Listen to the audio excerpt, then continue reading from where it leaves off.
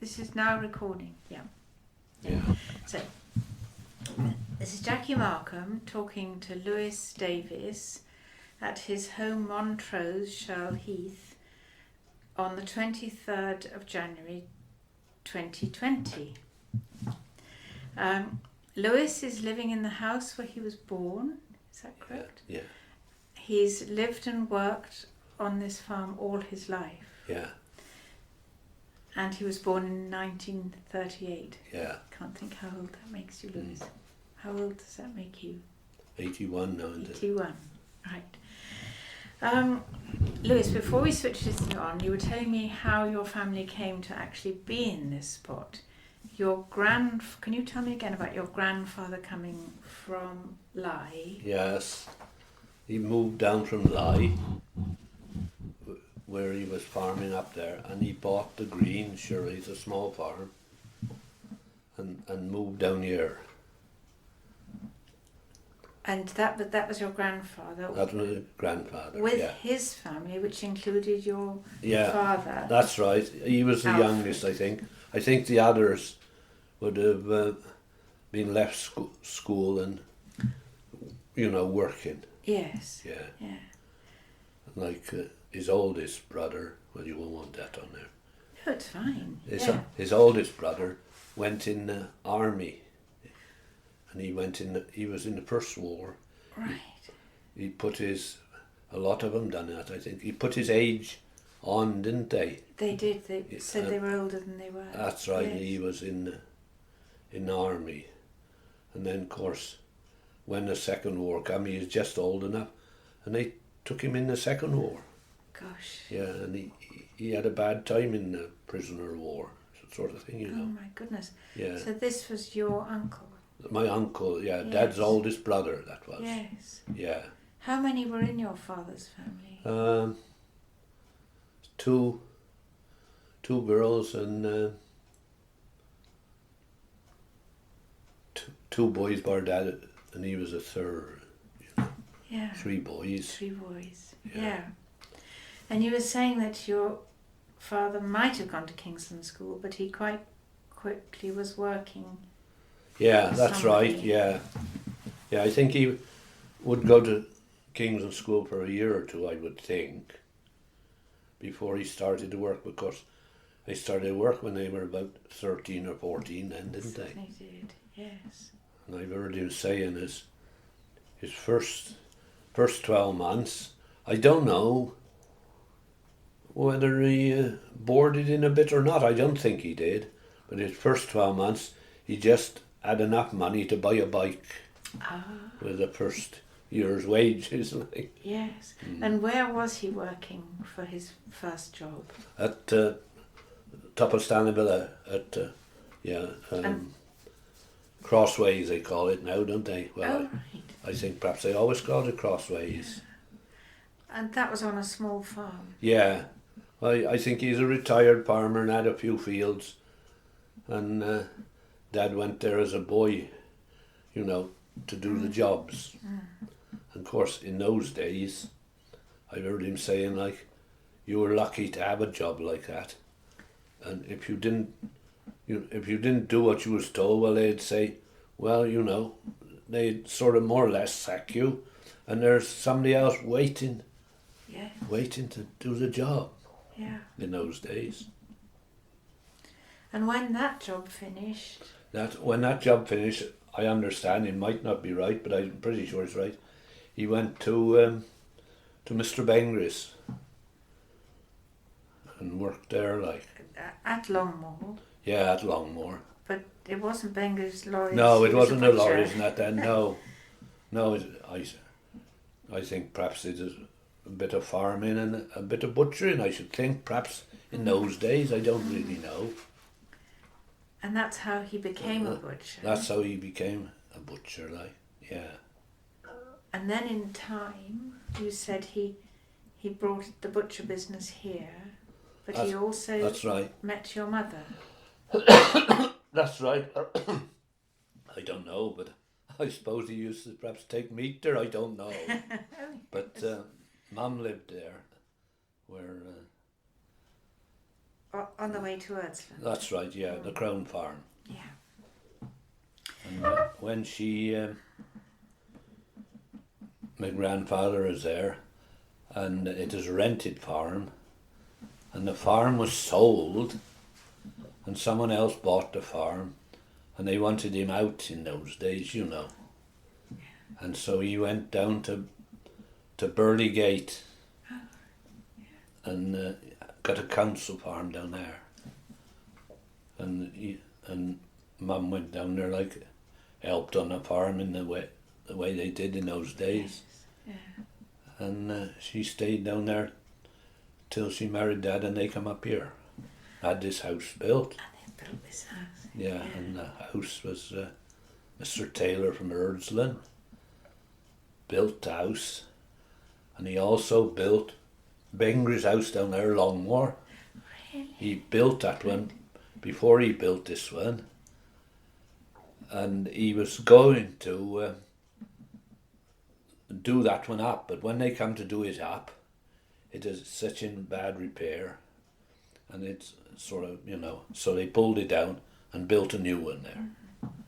And if you look at it when you go by, like, he was old-fashioned builder more.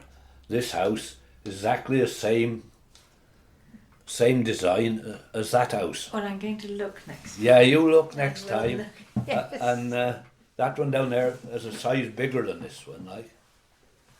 But it's just the same style. Yeah, exactly the same style. Wow. Yeah. Yeah.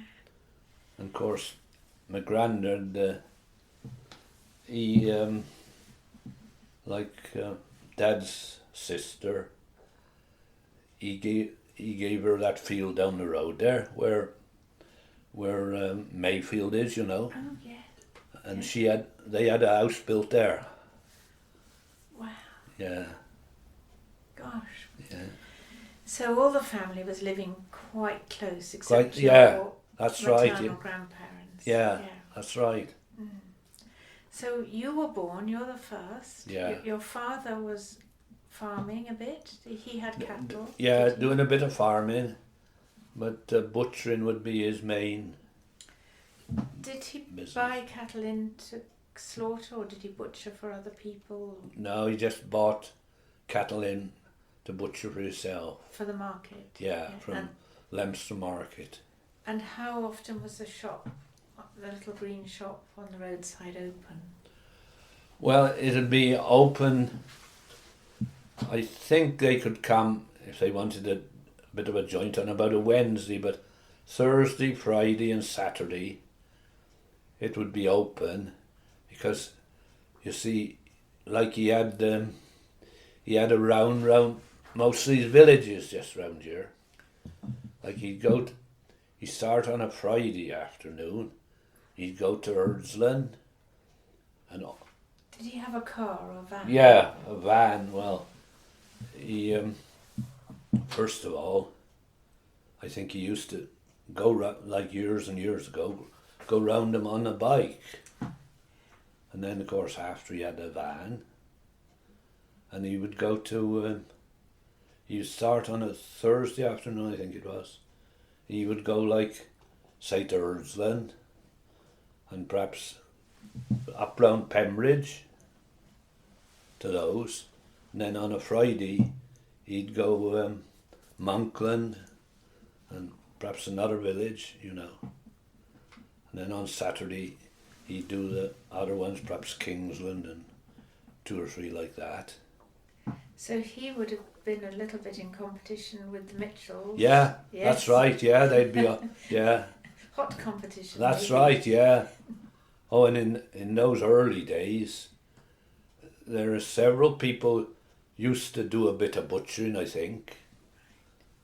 Because I've heard him saying, if like sheep is very cheap or something like that, they, you know, these other people would go and buy a sheep and kill it, and like they would try and cut the price and take your customers, like, you know.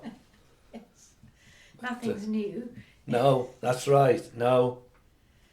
And were you helping as children? Were you helping with all this?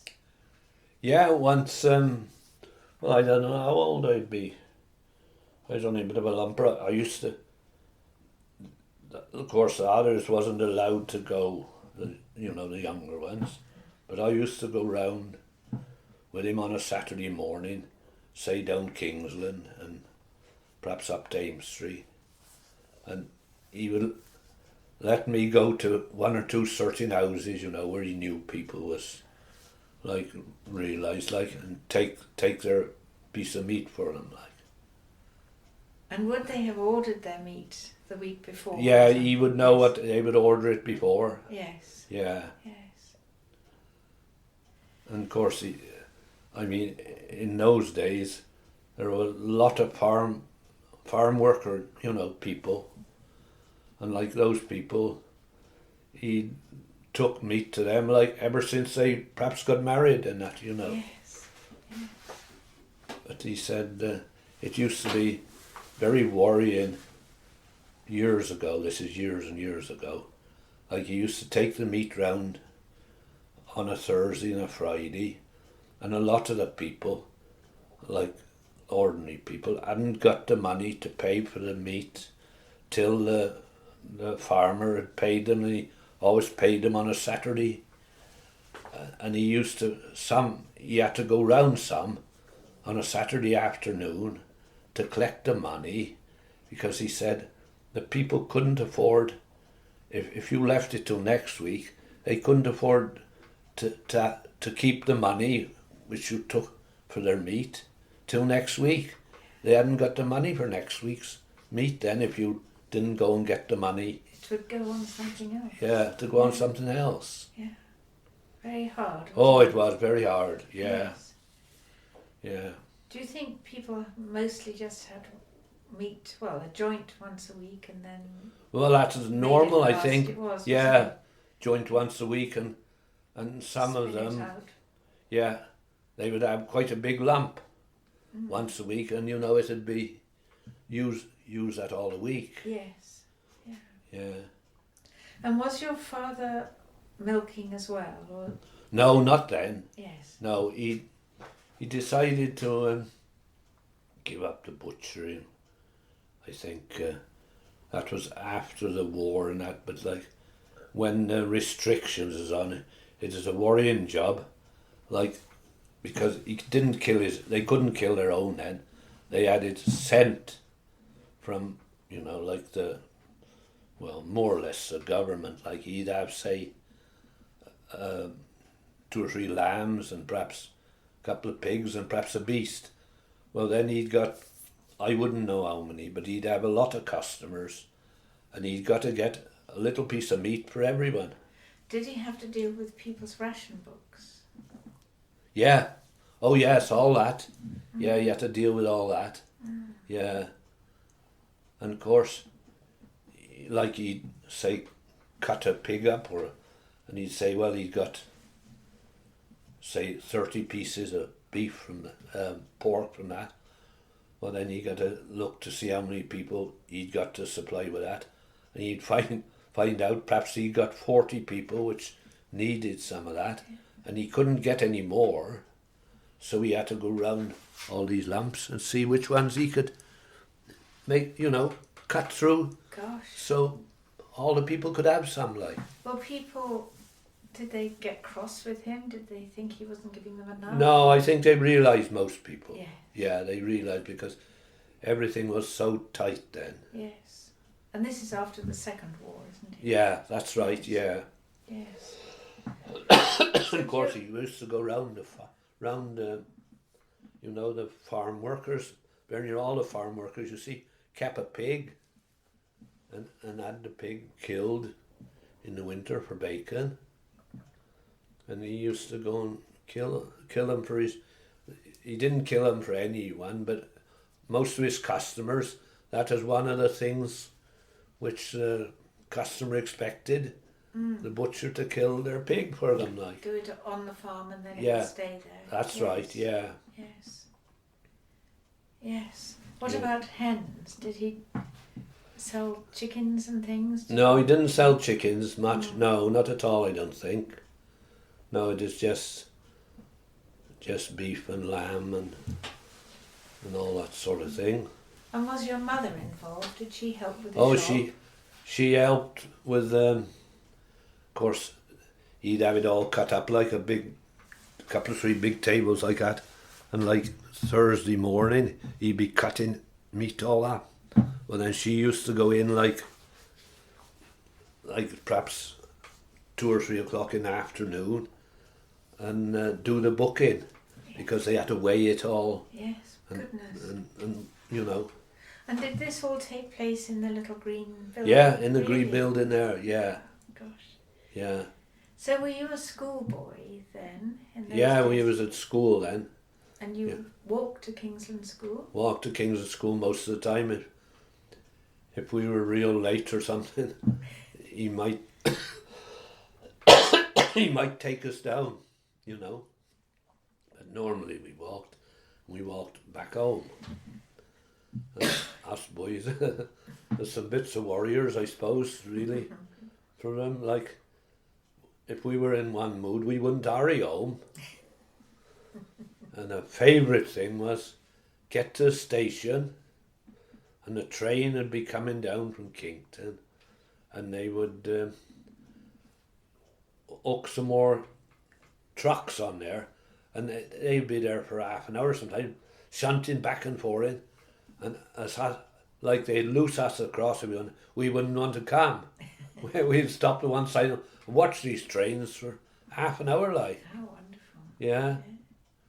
Do you remember Brown's father with his little Markham's garage there? Oh, yes. You do? Yeah. Can you tell me anything about that? I can't tell you anything about this one which they had at by the Sawmills. They You can't, yeah. They had one there. All that I know about that one, I think Dad says, as Brian's dad sort of built that one there to help to take the people from the train and them sort of things. Yeah. And he had a petrol pump there, see? Yeah. And poor old Mrs. Evans, which lived in the house, The which crossing cottage, yeah. yeah, she used to see to the petrol. That's right. Yeah. Yes, yes. And wind down like this. And of course, like us boys, sometimes we'd have to go down for some petrol for something, you know. We got to walk down there and in a can. I get a gallon of petrol. Yes. Yeah. Gosh. Yeah. Yes, he rented that ground from Hamlin Williams. Oh yes. Yeah. Yeah. Mm. Yeah. I don't remember it being used that much, but like it is quite a big building, you know, quite a good shed there and that, like, Was you know, it? garage. Yeah. Yeah. Yeah. But the petrol was going for quite a time there, like. By all accounts, he slept there in a hammock. I get that, yeah. Yeah. He'd come out of the Merchant Navy. I think Yeah. it was the Merchant Navy. Yeah. Did he start there before the one down the village? Yeah. He and his brother Percy apparently started first at their parents' house up the Mortimer's Cross Strait, Yeah. very near. I think it's called Lincoln House on the left, and then he came there, Yeah. and just about 100. We reckon roughly 100 years ago now was when he started. Yes. Yeah. Well, when we were kids, I bet he wished the summer, but he never said, go on home, boys. We'd go down there in the summer. We'd have an old bike, and the bike could have a puncture. We'd go down to Mr. Markham, wanting a couple of patches to mend. And he'd always go in his office place there and sort a couple out. Oh, that's nice to hear. Yeah, he lovely like that he was. But I've often think first, well, you know, because like it'd only be tuppence or something like that. But no, he never. And of course, he used to. But he never charged you. No. No. Or he might charge you a penny or something like that, you know. But the thing as I see is nice about it, he'd always do it. Mm. Whereas now, like, I mean, if you went for something now, a lot of places, well, they'd say, get off from here, wouldn't they? Yes. Too of busy. course, he used to, he had his taxi service, and he used to take my granddad Grandin Morgan, as we called him, he used to take him up country to see his relations, because he was from up in the hills.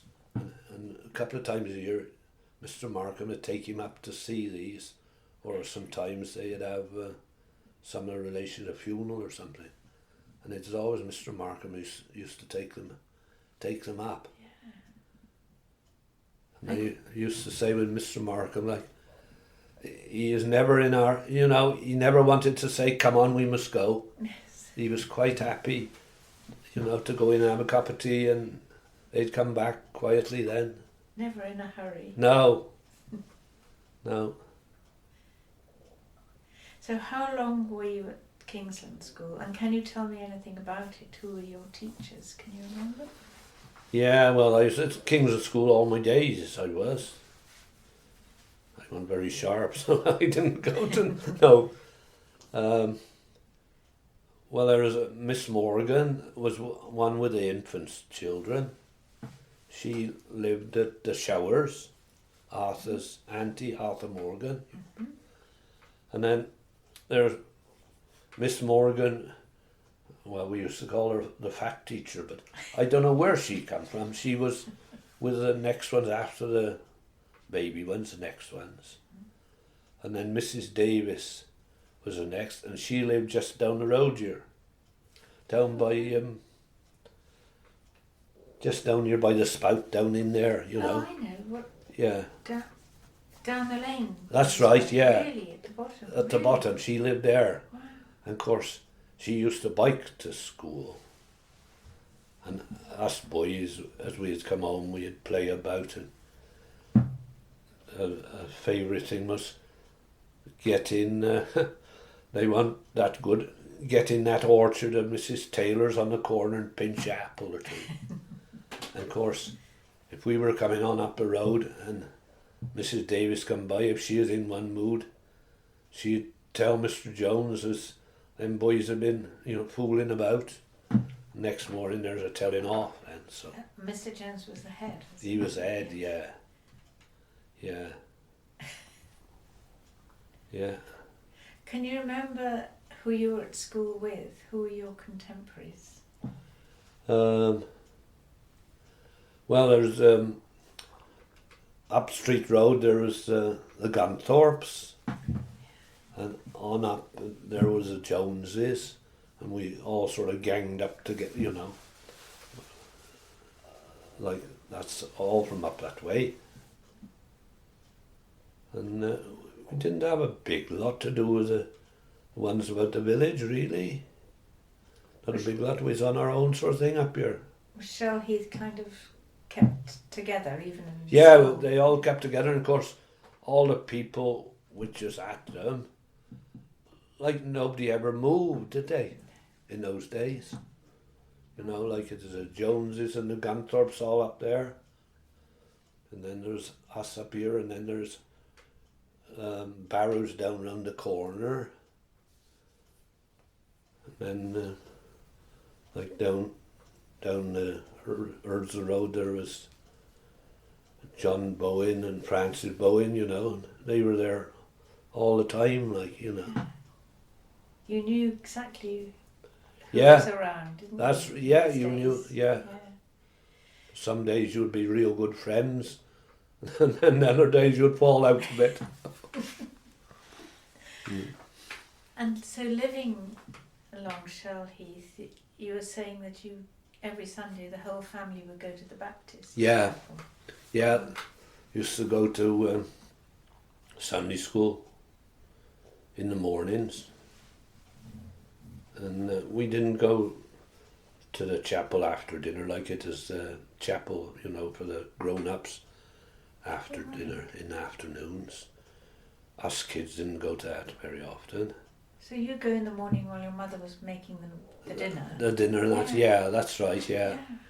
And then, of course, they had a chapel down here by the Car Auctions. Of course they did. That is the Wesleyan. Well, we used to go there to the ordinary service there. Like, they never had anything for kids, not when we were about down here. So did you go there and to the Baptists on a Sunday? Some days, Yeah. some Sundays, but not not every Sunday. Well, it got down here as they only used to have perhaps one every 2 or 3 weeks, you know.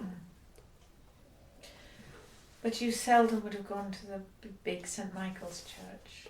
No, not very often. No, it'd be one of these 2 chapels. I think half the reason was they was the nearest. I think that was quite a bit to do with it. Yes. And what did you say the name of the preacher? Mrs. Goodman, Elsie Goodman's father. What was his name? Yeah, I don't know what his name was. No, he's an oldish man when we used to go. You know, old. But he was the one in charge, you know. And then John James. Then John, yeah, he got John to help him, and John took over. Yeah. So when you left school, what did you do? Yeah, well, I about year on the farm then, like, and Dad had to have some operation. I don't know what it was now. He had to go in hospital anyway, and when we were just about when I was leaving school, and we used to milk the cows by hand till then. And of course, I couldn't milk. I don't know what we had, perhaps 12 or 15 cows then. I couldn't milk them all by hand, so he decided to have a milking machine then. So that's when we had the first milking machine, to milk it off the cows straight into a bucket. And was that in the field? No, in the buildings. In the buildings. In the buildings, yeah. By then, had you finished being a butcher? By then? Yeah, he finished about that time, a bit before that. When he went into the milking, yeah. Because like, you know, he's got to do something to make some, you know, make a living like. So that's when he started on the milk. And were they Frisian cows from the start? No, they were, in the early days, most of them were Ayrshire cows. Yeah. And of course, we never had a building to put them in the winter in those days. They used to stay out in the field. And the Ayrshires was tough. You know, they come from Scotland, they would stay out all right.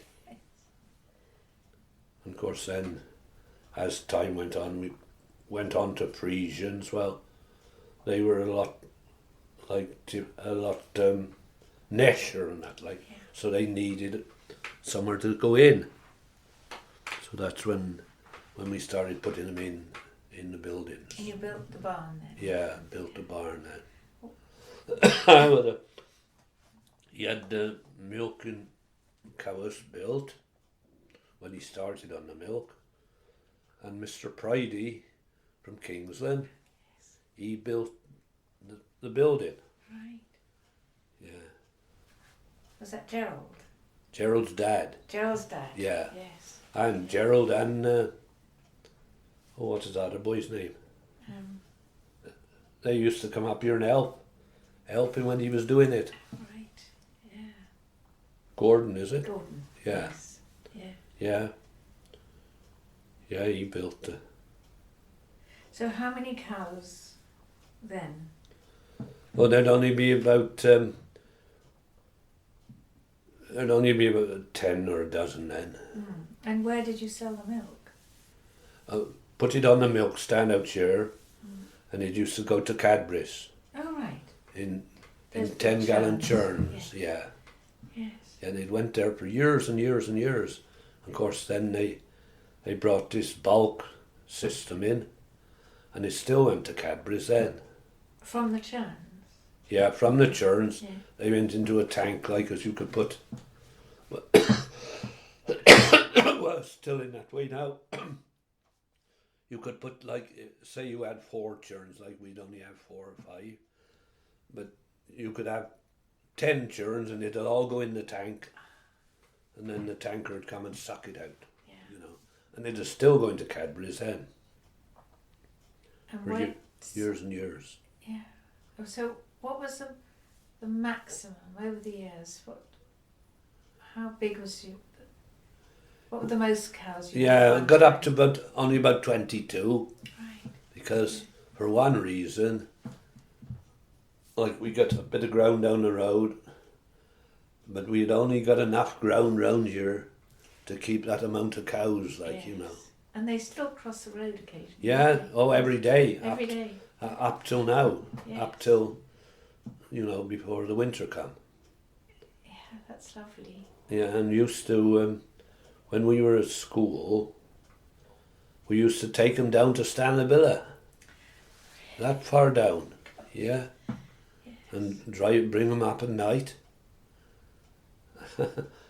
Yeah. Gosh. And you know, there'd only be a few cars that'd go by them at all. People were so used to seeing. Yeah, that's right, and you know that's they carry, you know. Now they haven't got time. I mean, even a lot of lovely people likes to see the cows going over, and they'll pull up and, you know, wait a minute. Then you get so many which try to get through between them, you know.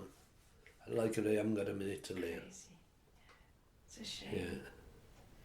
So how many now? Well, it was 18, but now I've sold most of them now. I give it milk up now.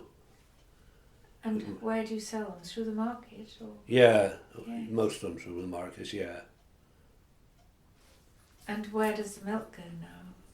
Well, that's a pretty good question, really. We sell it to a Cheshire firm, which owns the firm, like. And then there's 2 tankers, which is in this area. They collect it up and pump it onto a big tanker. So we can't be sure whether it goes to London or... Good gracious. We don't know where it goes now. Yeah. But up till, I don't know, as it was 4 or 5 years ago, it was still going to Cadbury's, which makes sense, really. Yes, it's only down the road. Yeah. Well, then they reckon, I don't know whether that is true, they reckon like Cadbury's could buy it cheaper from off, like. So then they started lugging ours off then. So who says where your milk is to go? Are you... Who do you deal with? Cheshire, county milks from Cheshire. I see. They buy the milk. They have the milk off us. And they would say where it's going to go. Yeah. Yes. The tanker will pick it up every other day, and he'll take it wherever he's got to. And then, you know, they load these big ones up, and they must tell these big ones, well, you know, it's got to go down to London this week or something. So when you were dealing with Cadbury's, were you personally dealing with them direct? Not really, through the milk board, Ed. I see. Yeah. Yes. Yeah. But they used to, my granddad reckons, because he used to keep a few milking cows on the council farm, you see. And when he was at it, like that's a long time ago, Cadbury's own inspectors used to come to see as you got everything clean and tidy. Right. Yeah. You know. Well, I mean, that is quite a good way. Yeah. Of course, now we have all these special men coming now and telling you this one's doing and that one's doing, you know. Did they come fairly often? Well, you don't know when they might come, but they come about once every 12 months and, you know, see as the walls are clean and floors clean. So as we speak, and I know you've been running the size of the herd down, but you are officially the smallest milking herd in England, are you, or in Britain? No, there is a few small ones about. Others. Yeah, there is a few about, but of course you know, these people with 50 cows, they've been going out for a long, and now there's people with 200 cows going out. Quite a lot. Yeah. Well, we're going to be very sad not seeing the cows on this corner, I think. Yeah, that's right. Yeah. But you've got some sheep. Yeah, we got some sheep, and I keep some store cattle as well, like, so, you know. Are the store cattle along the road here at Shirlheath? Yeah, there's still cattle. They're in the building now, but there's big cattle out about the fields here, like, you know. And the sheep over towards Bicton, is it? Yeah, that's right, yeah. So you drive your lovely red tractor there to Bicton and back twice a day, is that right? No, only about twice a week, because now, like, you can fill them up with big round bales, you know, and that'll last them 2 or 3 days then. Yeah. And and that's good enough for seeing them. That's right, and of course, I see them every day. I go every day in the car, or truck, or whatever it is. Yeah. And of course, really the milk job has been like a cog in the wheel, because like the cows, they have the calves, we rear the calves and keep the calves up till they're 2.5 year old, and then sell them as beef. So, you know, it's all along the line, like. Yeah. So without the cows, really, it upsets the system, really, like. It is a complete system, isn't Yeah. it? Yes. Yeah. Have you ever had a bull, kept a bull? No, we never kept a bull. We always used AI, you know. Yeah. And chickens and things around, or are those pets? No, when we were kids, see, they used to have like 150 hens in like a shed, deep litter they used to call it. And like, that used to be, like, Mum used to have to get the eggs and wipe them and put them in the crates. And like, that used to be some of her money for buy the grocery and that, like, you know. Yeah. Where would she get her groceries? There's a little shop at Eardisland by the bridge there, Mr. Harvey, and he would bring it down every Friday afternoon, and like perhaps she'd give him an order this week and he'd bring it down next week. Of course, when we were small and lumpers, it is the war time, and there wasn't much stuff you could have. You couldn't have sweets, or perhaps he would bring like a quarter sweets in a brown bag. And Mum used to have to get these sweets as soon as they come, because if they were left on the table, us kids would get them, we'd eat a lot. And so she'd get them and put them up on top of there or something like that. Funny. And obviously she cooked then and baked, did she? Yeah. Did she make bread or did... They didn't make bread, no, just cakes and pies and things like that. And what did she cook on? Was she cooking on No, this it was one of these triplets then, back in the wall.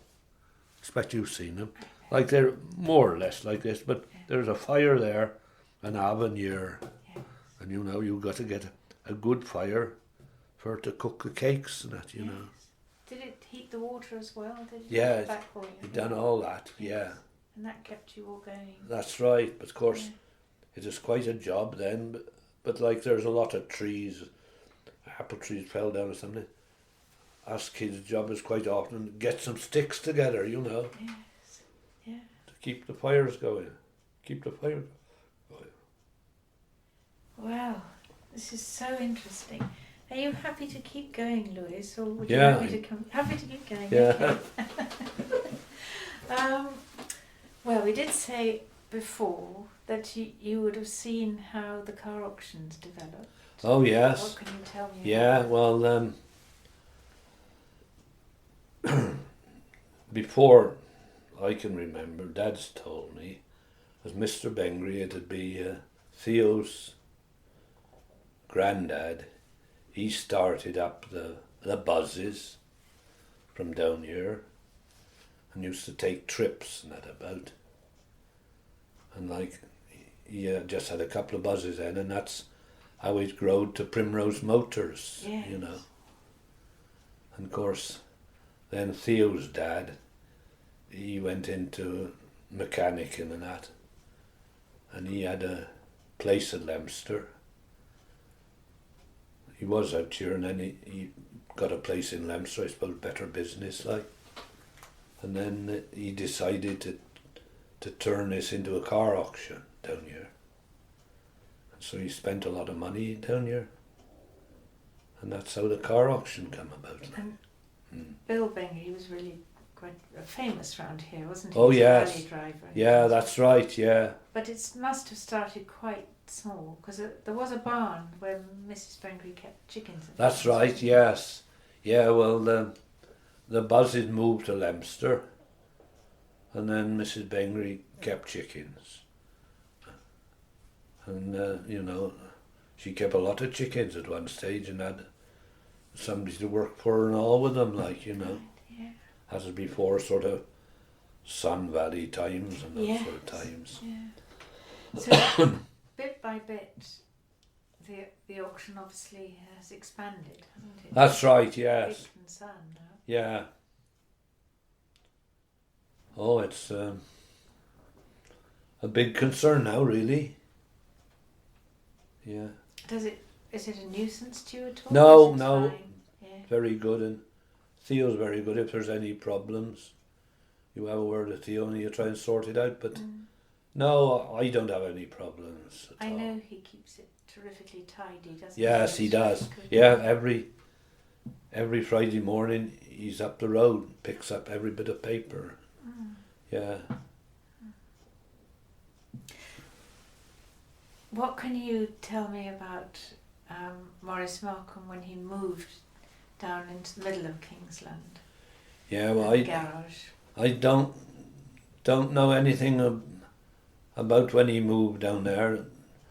The only thing I know about him down there, we had the petrol pumps down there, and we used to go down there for petrol. Yeah. And of course, when we were at school, well, Brian, I remember most of that, he had a bus to collect the kids from Shobdon and bring them down to Kingsland School. Yes. Yeah. And of course, I mean, that was just after the war, or perhaps during the war. And like, he couldn't get another bus. No way to get another bus. And this bus used to break down. And of course, us kids, Shobdon bus has broke down. He's broke down on the rock. That's what it used to be our tale, like. Wonderful. Yeah. Oh. But What do you feel has changed most from sort of your early working days when you were yeah, well, out in the world a bit more?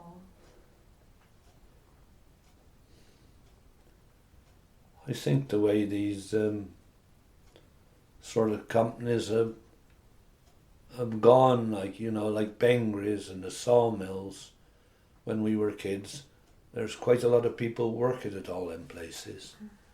And like Dad used to be out here cutting meat up, and these chaps from Eardisland, there's several up there worked at Bengrys, and they always used to be shouting, "How are you getting on, Alf?" and that, and they'd be going by night and morning every day on their bikes to work. Yes. Quite a lot of them. Yeah. And the same as Sawmills. There's several to go there. Used to go there And every I day. suppose the station employed people? Yeah, station, and of course, like, just about when I left school, and then I used to go down and help John James down the farm a bit, and used to lug the sugar-beet off his fields down to the station and put it in the trucks. Wow. Yeah. Gosh. And if you were lucky, you would have a truck which would be down low like this, you know, in a side, but they'd only got about 2 places where they could put those trucks. And then if you still wanted to take some down there, you got to have it, and then you got to throw it over the top like this. Not enough room. No, and Did of course, Sorry. we like had an orchard out here and used to pick like cooking apples and that. And we used to take them down to the station and put them in a big truck. And they used to go, I don't know where they went, Birmingham or London, or but they used to, and one of these like apple merchants would have them. Yeah. And you put them on the train for them, like. Did you have to be very careful with them so they weren't bruised? Or didn't Yeah, you had to be careful with them, yeah. Mm. Yeah, and sometimes you could, like, you had to try and pick them all before the wind blew them down. And then some years, if there's quite a lot about, you couldn't sell them even. Yeah. Too many about. Who were you selling them to? Do you know? These greengrocer sort of people. Yeah. They used to come down here and they would buy them, you know. There's one who used to come down, a Mr. Mitchell or something. I don't know, is he from Manchester or somewhere? He used to come down on the train, and then he'd stay down Kingsland, and he'd go round all these orchards here and buy these apples, and then the farmers would pick them and put them in the boxes and send them to him, like. So he was buying them when they were still on the tree? Yeah. Mm. Did you ever go on the train? Only not till I went on a couple of trips at school, that was all. That's right. Yeah. And did you ever go away on holiday? No, never been away on holiday. No. That's my own fault, I suppose. I could have gone somewhere. Well, The only place which I used to go for a few, perhaps a week, is down to my granny's down at Burley Gate. Okay. Yeah. And when you were down there, before you'd been there a week, you wanted to come back home because there's nobody there much to play with and that. Wow. But there's nowhere nicer than this, is there? No. Oh no.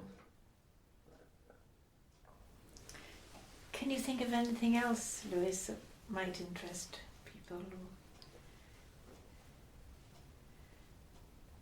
anything pops into your mind? Did you ever have a dog or cats or anything? Yeah, we usually had a dog to do, a bit of work.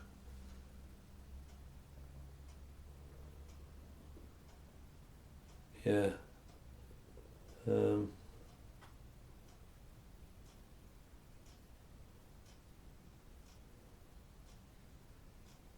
I was trying to think, what else is there about? Well, don't worry, because this has been marvellous, honestly. Pardon? This has been wonderful. Thank Yeah, you well, so it's, much. It's so interesting. Really lovely. It's quite so many things has happened over the years, like people moving away, and like up Street Road they built those bungalows there, Yeah. and like the first people coming in there, well, you knew those people, but like they moved off 2 or 3 times and you don't know who's even living in them now. Yes. Yeah. And also another thing that they do, they change the name of the house they live in. It's dreadful. Yeah. It's too confusing. Oh, it is. It is real confusing. And people stop here and say, well, where does Mr. Smith live? And I said, have you got the name of the place? Oh, and it's some funny name. And I said, well, I don't know a Mr. Smith who lives down here, and I don't know the name of the house. I said, best thing you would do is go and ask down at those bungalows first. Yeah. And of course now, they're putting a lot up now, too many, aren't they? I think so. Far too many. I can't really understand throwing some of these up they are now, where they're putting them. When you think you've got a nicely built house like this. Yeah. It's crazy, isn't it? And like you want people for the peoples live in the village, and some young ones if they want one, but like they can't afford them, and I don't know, there's too many of them going up now, I think.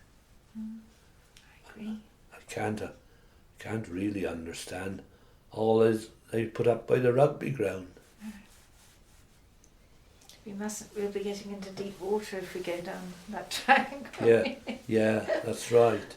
But here, Lewis, do you have well water? Yeah. And still have and a septic tank? Yes, yeah. Did your father put that in? Yes, well that is all put in with the house. Yeah.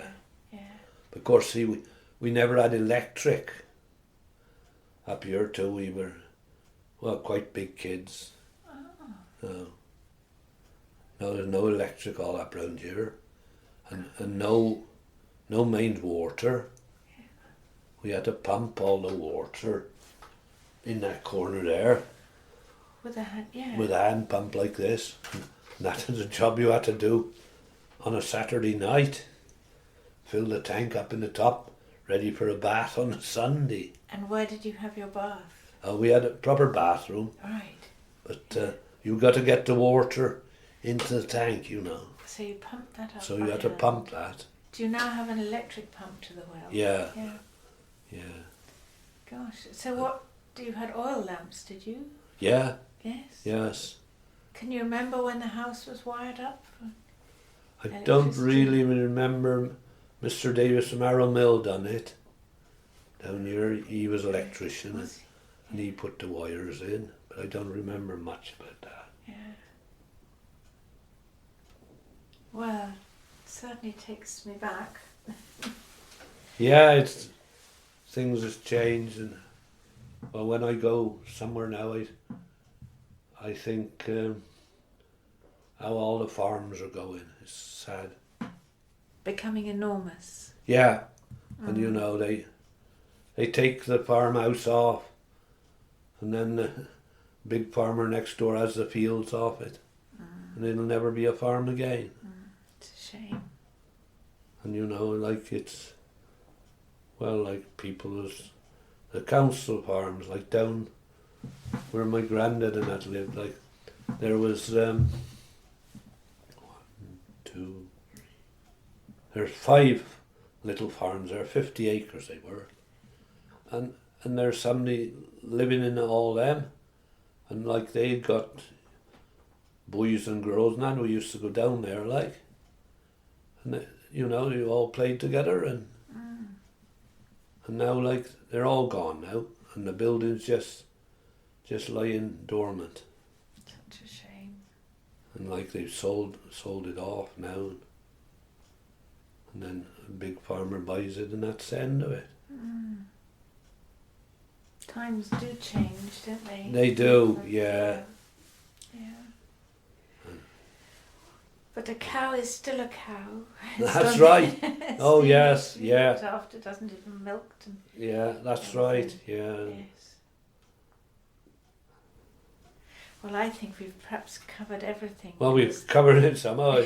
I don't know when so if you much. play it back. I don't know what it might sound sound. lovely. I'm going to You'll switch have it to. off.